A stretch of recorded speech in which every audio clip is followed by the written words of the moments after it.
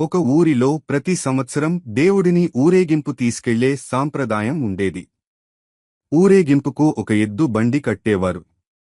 ఆ బండిని కడిగి, పసుపు రాసి, బొట్లు పెట్టి, పూలు కట్టి దాన్ని కూడా అందంగా అలంకరించేవారు. మరి ఆ బండిని తోలే ఎద్దు సంగతి చెప్పాలా? ఊళ్ళో అన్నిటికన్నా ఆరోగ్యవంతంగా, బలంగా ఉన్న ఎద్దును ఎంచుకునేవారు.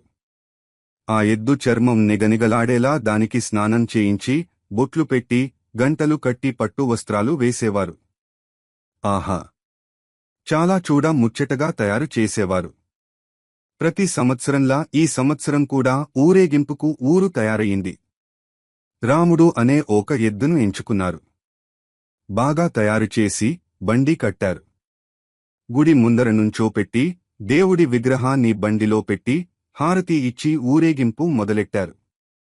ఆ రోజంతా రాముడు ఎక్కడికెళ్తే అక్కడ మనుషులు వంగి నమస్కారాలు పెట్టారు. వెర్రి రాముడు ఇదంతా తనకి చేస్తున్న సత్కారం అనుకుని భ్రమపడ్డాడు. రోజంతా చాలా గర్వంగా, పొగరుగా, కొమ్ములు పైకి పెట్టి, ఛాతీ బయటికి పెట్టి నడిచాడు. తనలో తానే మురిసిపోయి, పొంగిపోయాడనుకోండి. ఇక సాయంత్రంతో మళ్లీ ఊరేగింపు గుడికి చేరింది. ఎదురు సన్నాహంతో, బాజా భజంత్రీలతో గ్రామ ప్రజలు తమ దేవుడి విగ్రహాన్ని బండిలోంచి దింపి లోపలి తీలుకుని వెళ్లారు. విగ్రహం బండిలోంచి దిగంగానే ఇంకేముంది? అందరూ రాముడిని మర్చిపోయారు. ఎవరి పనుల్లో వాళ్లు పడిపోయారు. రాముడిపై వేసిన పట్టు వస్త్రాలు తీసేసి మళ్లీ రాముడిని ఎడ్లపాకలో తీసుకుని వెళ్లి అక్కడ వదిలేశారు. ఎవరూ దండాలు పెట్టలేదు. అప్పుడు రాముడికి అర్థమయ్యింది.